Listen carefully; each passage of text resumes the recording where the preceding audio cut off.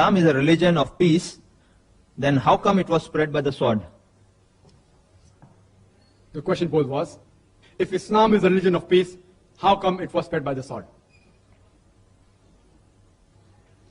Islam comes from the root word salam, which means peace. It also means submitting your will to Allah subhanahu wa ta'ala, Almighty God. In short, Islam means peace acquired by submitting your will to Allah subhanahu wa ta'ala. But as I mentioned earlier, that everyone in the world does not want peace to prevail in the world. There are certain antisocial elements for their own benefits. They don't want peace to prevail. The robbers, the criminal. If peace will prevail, they will go out of business. So for their own benefit, there are certain human beings who don't want peace to prevail. So for such types of people, force may have to be used. Therefore, we have police, etc. So Islam is for peace, but sometimes you may have to use force to put the antisocial elements in their place. And the best answer to this question, that Islam was spread by the sword, is given by DeLacy O'Leary. He's a non-Muslim historian of great repute. In his book, Islam at the Crossroad, on page number 8, he says that history makes it clear that the legend of fanatical Muslims sweeping across the world, forcing Islam at the point of the sword over conquered races, is the most fantastic, absurd myth that historians have ever repeated. DeLacy O'Leary, page number 8, book, Islam at the Crossroad. I'm asking a question, that we Muslims, we ruled Spain for about 800 years. Later on, the Crusaders came, and they wiped out the Muslims. There was not a Muslim who could openly give the azan, the call for prayers. We didn't use any force. You know, we Muslims, we ruled the Arab lands for about 1400 years. For a few years, the Britishers came. For a few years, the French came. But overall, the Muslims were the lordship of the Arab land for 1400 years. Do you know today, there are 14 million Arabs who are Coptic Christians. Coptic Christian means they're Christians since generations. Since generations. If the Muslims wanted, they could have converted every non-Muslim at the point of the sword. We didn't do it.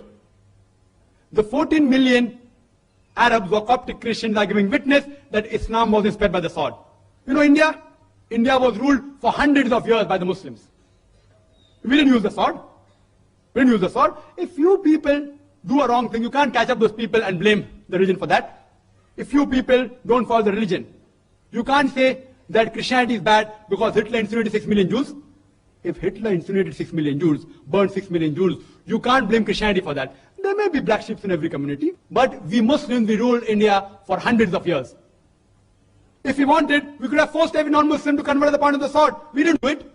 The non-Muslims of India today, more than 80%, they are giving shahada, they are giving witness. You non-Muslims present here are giving witness that Islam wasn't spread by the sword. You are giving witness. We had the power, we didn't do it. Islam doesn't believe in that. Today, the country which has the maximum number of Muslims is Indonesia. Which Muslim army went to Indonesia? Which Muslim army went to Malaysia, which has 55% population of Muslims? Which Muslim army went to the east coast of Africa? Which Muslim army? Which sword? Thomas Carlyle gives the reply. Thomas Carlyle, he writes in his book, Heroes and Hero Worship, that you have to get the sword. Little good will it do that he should spread with the sword. Every new opinion initially begins in the mind of one. One man in the whole world. One man against all the human beings. It will do little good that he picks up a sword and propagates it. Which sword? Even if we had the sword, we can't use it. Even if we had the metal sword, we can't use it. Quran says in Surah Baqarah chapter 2 verse 256, La ikrah fid deen, there is no compulsion in religion, truth stands out clear from error.